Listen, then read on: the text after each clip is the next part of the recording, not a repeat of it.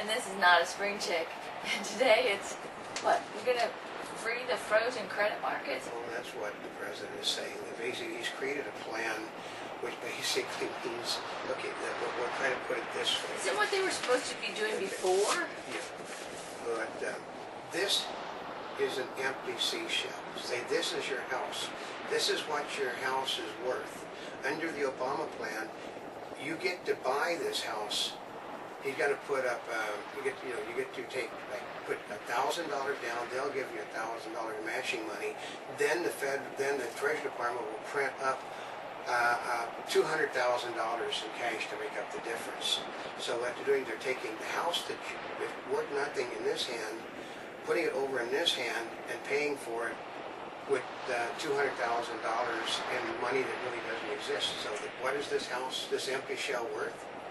Same thing it was before. That's right, except there's $200,000 in printed money that's going to cause inflation to go up. Oh, that's right, because let's see, the taxpayers were on the hook because they did the program, Yep. and they created money to help pay for it. So, let's see, you created inflation, Yeah. and you also created debt. Yeah. Wow. And your house is still worth nothing. Wow. But you paid for it twice now. How do you figure that? Well, because, okay, a lot of the people that are in foreclosures will simply go back and buy the house that's in foreclosure. But they will buy the house from the government at the lower rate. But they already paid for it before, and they're still on the hook for the previous one. That they don't realize. Oh. They don't realize that they're going to be on the hook for the original amount of money plus the new loan, which they couldn't pay the original, so they're not going to be able to pay the new one either. That's Are you sure it works that way? Yeah, okay. The person in foreclosure will simply, they said part of the thing is meant to keep people in their homes, that they can go and make arrangements with the bank to rebuy the home. It's not refinance, rebuy the home. But the bank has already got, basically what it amounts to, they're taking a second mortgage out. The government guarantees the second mortgage. Government doesn't guarantee the first mortgage. So the government, well, wait a minute. So if they do a second mortgage, so they're just doing a second mortgage so they can continue staying in there longer. Yeah. Is that what happens? But they still have to pay the money on the first mortgage. So what they've done is they've increased their payments by, okay, say they had a home that was worth $1 million, is now worth $500,000. The government will pay, you give them a down payment of say, let's say $10,000. Government matches a down payment. You're on the hook for $480,000. The government is on the hook for $480,000, which they'll never see. But you have to make payments on that $480,000, plus you have to make the payments on the $1 million. Well, that just means you get to stay in your house longer, but you another owe more 6 money. months, you owe more money because you basically and you devaluated your house by another quarter by doing that.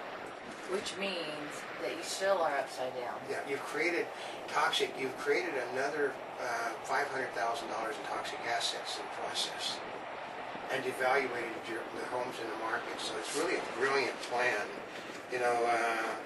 I love that.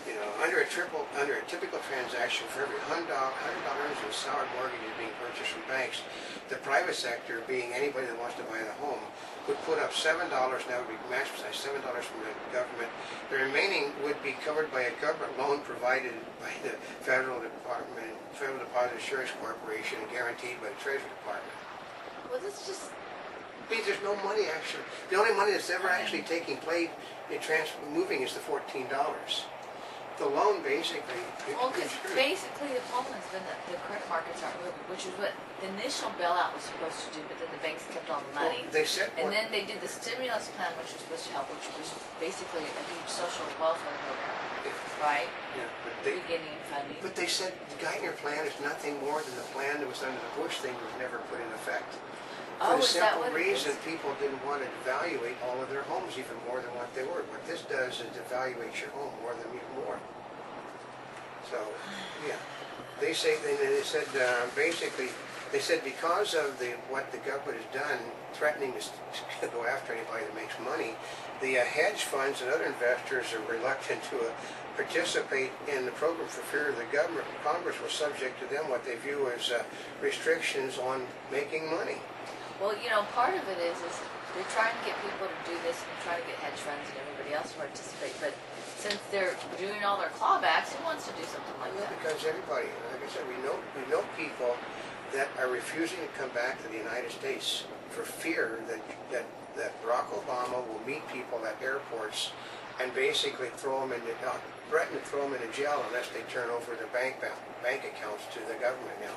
You'd be better off if you were a terrorist coming back in this country. That's right. They'll or care. An illegal. But the way it works is, from what we understand, a lot of the people that do business in this country, out of this country, are not coming back, period. And they're going to set on everything in this country now like the banks are for fear the government will simply get them.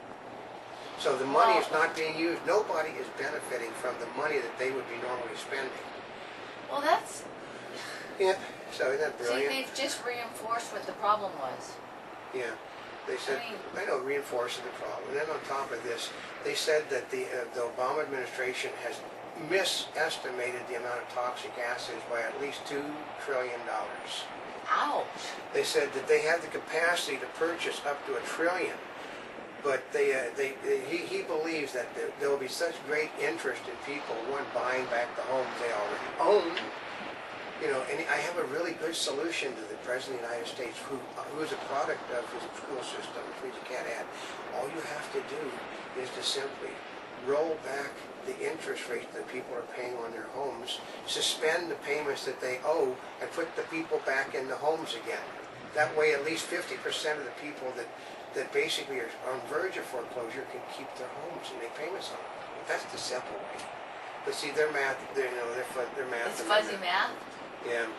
Are they doing this because they don't want the courts to decide how much the home is worth? Well, courts are still going to decide what the homes are worth. The courts, basically, those are the homes that you don't get.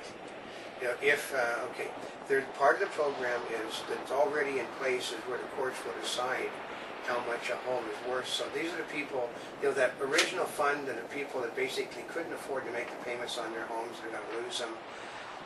They're going, the ones that are being allowed to live in their homes no matter what. The courts will decide what those homes are really worth. And when the courts decide what those homes are really worth, that $1 million home that you live in that you basically can't afford is going to go down even more.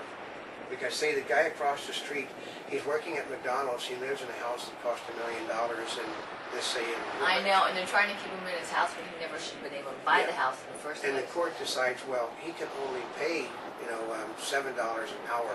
Which means $7 an hour means he can maybe afford to pay $300 a month, and so in order to get it done $300 a month, they drop the price from $1 million down to $100,000. Which throws off all the comps in your neighborhood. That's right.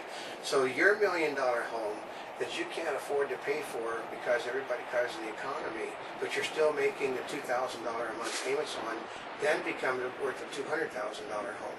Oh, which means you're upside down $800,000. But you still have to pay the $800,000. The object, they feel though that if this works, it will increase the value of all these homes that are being upside down by all of this. It doesn't work in reality.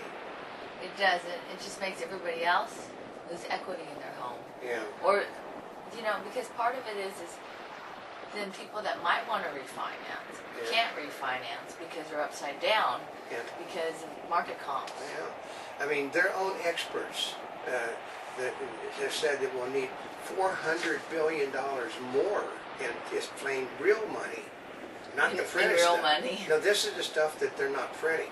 It will take $400 billion in money that's actually worth what it is. And when the inflation goes in, that $400 billion is supposed to then go to triple to basically, if it's 3 times the rate, then that $400 billion becomes $1 trillion that they're going to need more just to be able to start the program. They said even to make a dent, you need $400 billion in money as it is today, not money as it is tomorrow. Well, that sounds like a whole mess. Yeah, because it solves nothing. The trick is the President of the United States is trying to get through his social programs.